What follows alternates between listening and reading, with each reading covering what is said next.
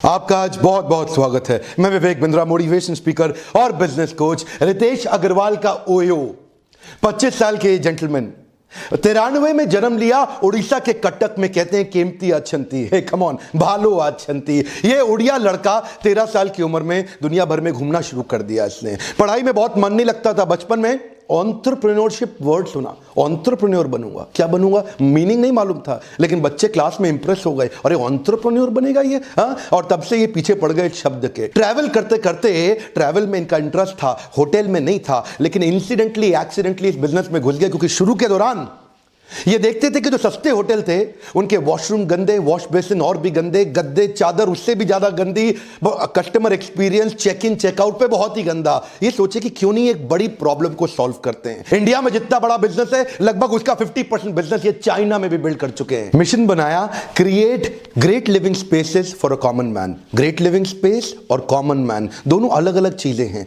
दोनों एक साथ नहीं आ सकती। वो साथ में लाना थोड़ा मुश्किल था। 2012 में ओराइवल स्टेज प्राइवेट लिमिटेड नाम की एक कंपनी की स्थापना करी। छोटे बच्चे थे, टीनेजर थे। गुड़गांव के हुड्डा सिटी सेंटर चले गए। वहां जाके एक होटल वाले को बोले, देखो भैया आपका होटल चल तो रहा नहीं है, इसमें लोग आ तो रहे नहीं है, कमरे खाली पड़े रहते हैं। ऐसा करते हैं, मैं आपको कमरे किराए पे चढ़वाता हूं, उसमें कुछ कमीशन मुझे दे देना। तो मालिक ने बोला, जा बेटा जा, बहुत साल हो गए मुझे काम धंधा करते। लोगों को विश्वास नहीं था, छोटा बच्चा था ना ये, लेकिन इसने उन्हें बोला कि देखो अगर लॉस हुआ तो मेरा, प्रॉफिट हुआ तो आधा आधा। होटल की एक्सपीरियंस, बाथरूम, बेड, चादर, टॉयलेटरी, लेमिनिटी, साफ सफाई, उसको अच्छा किया। वहां से मेहनत चालू करी, लेकिन बड़ा महंगा पड़ रहा था, उनको तकलीफें पड़ रही थी। वहां से इन्होंने सोचा कि मॉडल को स्केल अप करना है तो टेक्नोलॉजी चाहिए, और वहां से इसके बाद उन्होंने ओयो की स्थापना करी। ओयो का मतलब ऑन योर ओन। पहली सक्सेस स्ट्रैटेजी क्या है? Asset light strategy. क्या मीनिंग हुआ इसका? इन्होंने ध्यान से देखा, अनब्रांडेड होटल्स बहुत सारे हैं, ये एक बड़ा यूनिवर्स है अनब्रांडेड होटल्स का।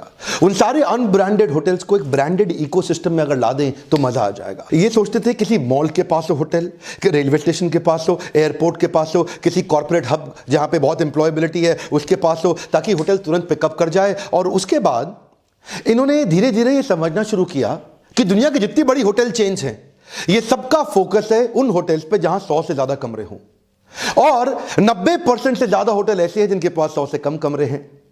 10% होटल ऐसे हैं जिनके पास 100 से ज्यादा कमरे हैं। वो 90% होटल्स पे कोई ध्यान नहीं दे रहा था। इस बात को जरा पकड़िएगा मेरी। वो मार्केट जिस पे कोई ध्यान नहीं दे रहा था, वहां पे इन्होंने ध्यान दिया। एक 4 स्टार होटल बनाने में 60 करोड़ लग जाता है, एक 5 स्टार होटल बनाने में 125 से 150 करोड़ लग जाता है, और उसके बाद प्रॉफिट निकालना मुश्किल हो जाता है, उसमें ROI आता नहीं है। ये सोचे मैं होटल बनाऊंगा नहीं, बने हुए होटल के साथ पार्टनरशिप करूंगा, और खासतौर से उन पे काम करूंगा जो 100 से कम कमरों वाले छोटे होटल्स हैं, क्योंकि उन पे कोई ध्यान नहीं दे रहा। और वहां से 1000-2000 रुपए प्राइस पॉइंट वाले कस्टमर को delightful great consumer experience create करके दूंगा। और इससे आता है मेरा second point, end to end responsibility for customer experience. ये क्या कहते हैं? एंड टू एंड मतलब शुरू से आखिरी तक सारी जिम्मेदारी कस्टमर को खुश करने की मेरी है। आप होटल के मालिक हैं, आपको टेंशन नहीं लेना, अब मैं करूंगा। अच्छा तुम कैसे करोगे यार? ऐसा होटल का मालिक इनको बोला। तो क्या बोले, जब कस्टमर को होटल ढूंढना होता है वो मैं कराऊंगा कि आसानी से उसको होटल मिल जाए, बुकिंग कैसे आसानी से हो जाए, check in easy, checkout easy, और अंदर सारे वर्ल्ड क्लास एक्सपीरियंस। इससे इन्होंने बिल्ड किया अपनी तीसरी स्ट्रैटेजी, जिसको क्या बोलते हैं? Predictability will bring repeatability. अब प्रिडिक्टेबिलिटी का मतलब क्या हुआ? ध्यान से देखते थे, क्या चीज चल रही है उसको रिपीट कर दो, जो चीज बढ़िया चल रही है उसको रिपीट कर दो। तो इन्होंने क्या किया? अफोर्डेबल बना दिया, प्रिडिक्टेबल बना दिया, और हर जगह अवेलेबल बना दिया। अब चाहिए था इनको स्पीड और स्केल, तो उसके लिए इन्होंने बिल्ड करी टेक्नोलॉजी। चौथा point, technology for speed and scale. ये जानते थे अगर मुझे तेज चलना है और बड़ा करना है तो टेक्नोलॉजी बड़ी इंपॉर्टेंट है। 8 साल की उम्र से इन्होंने कोडिंग शुरू कर दी थी, टेक्नोलॉजी के मामले में बहुत तेज थे। ये जानते थे, इन्होंने मोबाइल ऐप भी ऐसा बनाया कि 3 क्लिक 5 सेकंड कमरा बुक। इनकी अपनी टीम है, हर जगह एक मैनेजर होता है इनका, हर देश में जहां जहां इनका ओयो चल रहा है वो एक अपना क्रिप्टॉन मोबाइल ऐप यूज करता है, जो इनका इंटरनल ऐप है। उस ऐप की मदद से ये वहां के हर होटल की प्रॉपर्टी का रेट ऑफ रिटर्न कैसा आएगा, उसका यील्ड कैसा आएगा, कितना कमाऊंगा, कितनी इन्वेंट्री उसमें चढ़ रही है, कितनी उसमें बुकिंग, उससे क्या होगा, ये उसके प्राइस पॉइंट को डिसाइड कर पाते हैं कि ये कमरा मुझे कितने रुपए में चढ़ाना है। थोड़ा मैं इसको साधारण भाषा में समझाता हूं। मान लो अगर इनके 10,000 होटल है तो हर होटल पे एक मैनेजर प्राइस पॉइंट के लिए लगाना पड़ेगा, तो मतलब 10,000 मैनेजर चाहिए। लेकिन अब क्या किया, स्क्रिप्टॉन ऐप की मदद से वो 10,000 लोगों का काम 50 लोग कर लेते हैं। इनका विराट रूप समझने के लिए 5वीं स्ट्रैटेजी समझिए, focus team for acquisition and expansion. ये एक अलग डेडिकेटेड फंक्शन, एक टीम बनाई है जिससे हम नए होटल्स, नए पार्टनर्स को एक्वायर करें और बिजनेस को एक्सपैंड करें। इस टीम का केवल यही काम है कि नई प्रॉपर्टीज के साथ पार्टनरशिप को कैसे बिल्ड किया जाए। अभी तो 2.25 लाख कमरे हैं, लेकिन अब इनका टारगेट है कि हर महीने 50,000 कमरे अपनी इन्वेंट्री में बढ़ाते चले जाएं।